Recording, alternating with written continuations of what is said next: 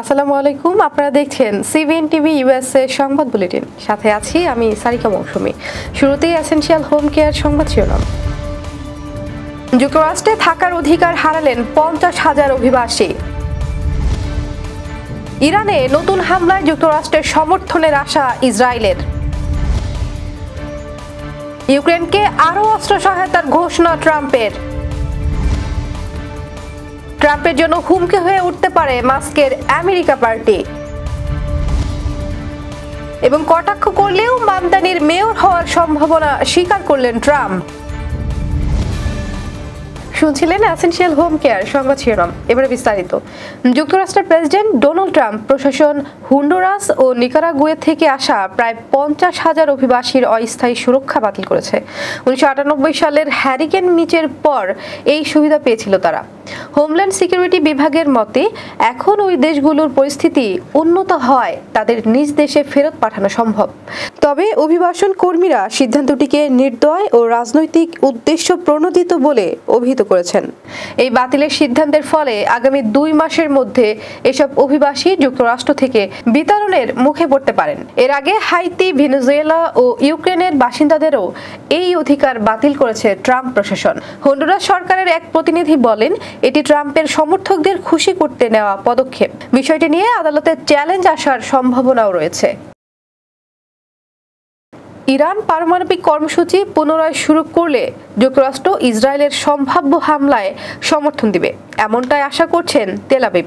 সোমবার রাতে হোয়াইট হাউসে মার্কিন প্রেসিডেন্ট ডোনাল্ড ট্রাম্প ও ইসরায়েলি প্রধানমন্ত্রী নেতানিয়াহুর নৈশভোজে ইরান বিষয়ক সাম্প্রতিক হামলার প্রশংসা করা হয়। এর আগে ইসরায়েলের কৌশলগত মন্ত্রী রন ডারমার ওয়াশিংটনে এক বৈঠকে জানান, নির্দিষ্ট পরিস্থিতিতে যুক্তরাষ্ট্র নতুন হামলায় অনুমতি দিতে পারে। এতে ইরানের ভূগর্ভস্থ ইউরেনিয়াম স্থাপনা বা পারমাণবিক পুনর্গঠনের প্রচেষ্টা অন্তর্ভুক্ত রয়েছে। গত মাসে যুক্তরাষ্ট্র ইরানের নাতানাজ, ইসফান ও ফোর্দের পারমাণবিক স্থাপনায় বাংকার বাস্টার বোমা হামলা চালায়। ইসরায়েল ইরান 12 দিনের যুদ্ধের পর যুক্তরাষ্ট্রই যুদ্ধবিরতিতে মধ্যস্থতা করে। রাশিয়ার হামলা থেকে আত্মরক্ষায় ইউক্রেনকে আরও অস্ত্র পাঠানোর ঘোষণা দিয়েছেন মার্কিন প্রেসিডেন্ট ডোনাল্ড ট্রাম্প। সোমবার হোয়াইট হাউসে ইসরায়েলের প্রধানমন্ত্রী নেতানিয়াহুর সঙ্গে বৈঠকের আগে তিনি বলেন, আমরা আরও কিছু অস্ত্র পাঠাতে যাচ্ছি, ইউক্রেনকে আত্মরক্ষার সুযোগ দিতে হবে। পরে পেন্টাগনের বিবৃতিতে জানানো হয়, প্রতিরক্ষামূলক অস্ত্র পাঠানো হবে, তবে নির্দিষ্ট করে কোন অস্ত্র তা বলা হয়নি। এর আগে ইউক্রেন প্যাট্রিয়ট ক্ষেপণাস্ত্র সহ আকাশ প্রতিরক্ষা ব্যবস্থার জন্য যুক্তরাষ্ট্রের কাছে অনুরোধ করেছিল। প্রেসিডেন্ট ট্রাম্পও শুক্রবার বলেছেন, ইউক্রেনের প্যাট্রিয়ট প্রয়োজন। ইলন মাস্কের নতুন রাজনৈতিক দল আমেরিকা পার্টি যুক্তরাষ্ট্রের রাজনীতিতে আলোচনার জন্ম দিয়েছে। ডোনাল্ড ট্রাম্প একে হাস্যকর বলে উড়িয়ে দিলেও বিশ্লেষকরা বলছেন, এই দল রিপাবলিকানদের জন্য হুমকি হতে পারে। সম্প্রতি একটি বাজেট বিলকে কেন্দ্র করে ট্রাম্পের সঙ্গে মতবিরোধের পর মাস্ক এই দলের ঘোষণা দেন। তার জনপ্রিয়তা ও বিপুল অর্থবলের কারণে বিশেষ করে তরুণ এবং প্রযুক্তিগত সচেতন ভোটারদের মধ্যে প্রভাব ফেলতে পারে বলে ধারণা করা হচ্ছে। বিশ্লেষকদের মতে, মাস্ক নিজে জিততে না পারলেও তার দল রিপাবলিকানদের ভোট ভাগ করে নিতে পারে। এতে কংগ্রেসে আসন হারানোর সংখ্যা তৈরি হবে। তবে জরিপ বলছে, জনপ্রিয়তায় এখনো ট্রাম্প মাস্কের চেয়ে এগিয়ে আছেন। ফলে বিশ্লেষকরা মনে করেন, মাস্ক সরাসরি ট্রাম্পের ভোট ব্যাংকে বড় প্রভাব ফেলবেন না, তবে ক্ষতি করতেও সময় নেবেন না। নিউ ইয়র্ক সিটি মেয়র পদপ্রার্থী জোহরান মামদানিকে হানিমুন পিরিয়ডে বলে কটাক্ষ করলেও তার মেয়র হওয়ার সম্ভাবনা স্বীকার করছেন মার্কিন প্রেসিডেন্ট ডোনাল্ড ট্রাম্প। সোমবার হোয়াইট হাউসে এক নৈশভোজের আগে ট্রাম্প বলেন, মামদানি এখন হানিমুন পিরিয়ডে আছেন, তিনি জিততেও পারেন, কিন্তু সব হোয়াইট হাউস থেকেই নিয়ন্ত্রিত হয়। আমাদের কাছ থেকে কিছু চাইলে ভদ্রভাবে আচরণ করতে হবে। সম্প্রতি মামদানি ঘোষণা দেন, গাজায় যুদ্ধ অপরাধের অভিযোগে ইসরায়েলি প্রধানমন্ত্রী নেতানিয়াহুর বিরুদ্ধে আইসিসির পরোয়ানা অনুযায়ী নিউ ইয়র্কে এলে তাকে গ্রেপ্তার করা হবে। এই বক্তব্যে ট্রাম্প কড়া হুঁশিয়ারি দেন।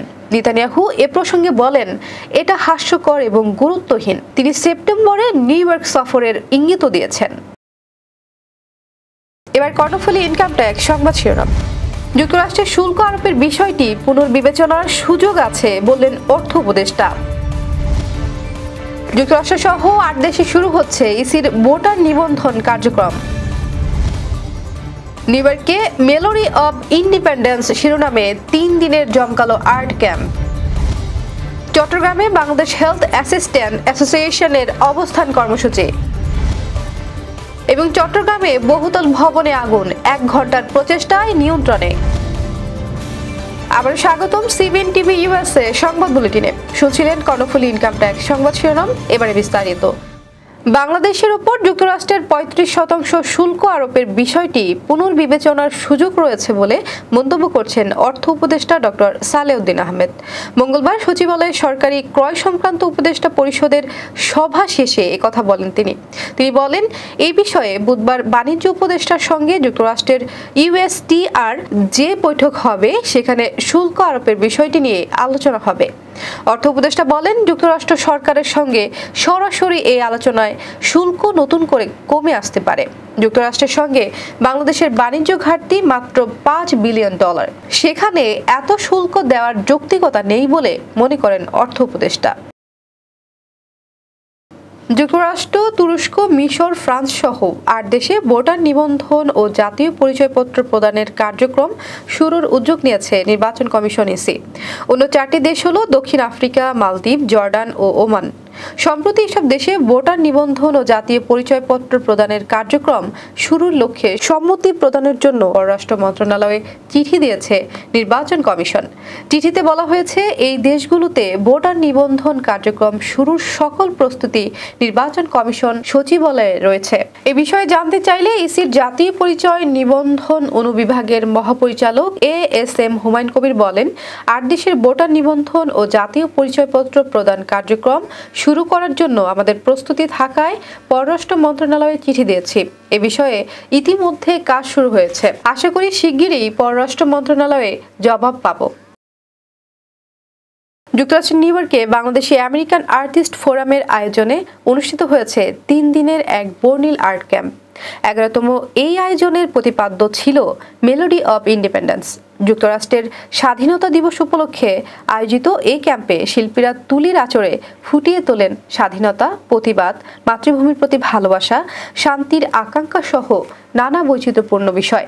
শুক্রবার সন্ধ্যায় লং আইল্যান্ডের এলিগেন্স টেরেসে শুরু হওয়া এই আয়োজন উদ্বোধন করেন বাংলাদেশি আমেরিকান আর্টিস্ট ফোরামের সভাপতি আর্থার আজাদ। 3 দিনব্যাপী এই উৎসবে নিউ ইয়র্ক সহ যুক্তরাষ্ট্রের বিভিন্ন অঙ্গরাজ্য থেকে আগত শিল্পীরা অংশ নেন। পাশাপাশি কানাডা ও বাংলাদেশ থেকেও যোগ দেন কয়েকজন খ্যাতিমান শিল্পী। এবারে ক্যাম্পের কিউরেটর ছিলেন শিল্পী কায়সার কামাল। নিয়োগ বিধি সংশোধন, বেতন ভাতা বৃদ্ধি সহ 6 দফা দাবিতে অবস্থান কর্মসূচি পালন করে Bangladesh health assistant association Chittagong civil surgeon অফিসের সামনে কেন্দ্রীয় কর্মসূচির অংশ হিসেবে অবস্থান করে অ্যাসোসিয়েশনের সদস্যরা। চট্টগ্রাম জেলা শাখার সভাপতি মোহাম্মদ ফজলুল হক চৌধুরীর সভাপতিত্বে ও সাধারণ সম্পাদক এস.এম. কুদরাত খুদা রকির সঞ্চালনায় সভায় বক্তব্য রাখেন সাংগঠনিক সম্পাদক শাকিলা আরা চৌধুরী রশি, অর্থ সম্পাদক মইনুল আহমেদ আলী সাগর, মহিউদ্দিন চৌধুরী সহ অন্যান্যরা। এ সময় বক্তারা নির্বাহী আদেশে নিয়োগ বিধি সংশোধন, শিক্ষাগত যোগ্যতা সংযুক্ত করে 14তম গ্রেড প্রদান, পদোন্নতির ক্ষেত্রে ধারাবাহিকভাবে পরবর্তী উচ্চতর গ্রেড নিশ্চিতকরণ সহ 6 দফা দাবি পেশ করেন। এই 6 দফা দাবি মানা না হলে পরবর্তীতে বৃহত্তর আন্দোলন করা হবে বলে হুঁশিয়ারিও দেন তারা। চট্টগ্রাম নগরীর আশকার দিঘির পার এলাকায় একটি বহুতল ভবনে অগ্নিকাণ্ডের ঘটনা ঘটেছে। মঙ্গলবার দুপুর 1টার দিকে ইউরেকা নামে 9তলা ভবনের 8 তলায় একটি বাসাবাড়িতে অগ্নিকাণ্ডের সূত্রপাত ঘটে। অগ্নিকাণ্ডের সংবাদ পেয়ে আগ্রাবাদ, নন্দনকানন ও চন্দনপুরা ফায়ার স্টেশন থেকে ফায়ার সার্ভিসের স্পেশাল 7টি ইউনিট গিয়ে 1 ঘন্টার চেষ্টায় আগুন নিয়ন্ত্রণে আনে। ভবনের বাসিন্দারা জানান, বৈদ্যুতিক শর্ট সার্কিট থেকে আগুনের সূত্রপাত। তবে শর্ট সার্কিট না অন্য কিছু হতে আগুনের ঘটনা ঘটেছে তা তদন্ত করে দেখা হচ্ছে বলে জানান ফায়ার সার্ভিসের উপসহকারী পরিচালক মোহাম্মদ আনোয়ার হোসেন। আগুনের ঘটনায় কোনো হতাহত নেই জানিয়েছে ফায়ার সার্ভিস। এটা একটা বাসাবাড়িতে 2টা রুমে আগুনটা লেগেছে। তো আমাদের কার্যক্রম আগুন সম্পূর্ণ নির্বাপন এখন ড্যাম্পিং চলতেছে। এই ভবনের যারা বাসিন্দা তারা সেফলি ভবন থেকে নিরাপদে বের হয়ে আসছেন। এটা সম্ভাব্য একটা শর্ট সার্কিট হতে পারে, যেহেতু বিদ্যুৎ আছে এবং বিদ্যুৎ ছিল এবং সেখানে আপনার এই যে চার্জার এগুলো প্লাগ ইন করা আছে আমরা দেখলাম। এটা একটা সম্ভাব্য, এটা কিন্তু এই মুহূর্তে এভাবে বলা যায় না। দর্শক, এই ছিল সিবিএন টিভি ইউএসএ সংবাদ বুলেটিনে। শেষ করছি পরবর্তী বুলেটিন দেখার আমন্ত্রণ জানিয়ে। এতক্ষণ সাথে থাকার জন্য ধন্যবাদ সবাইকে।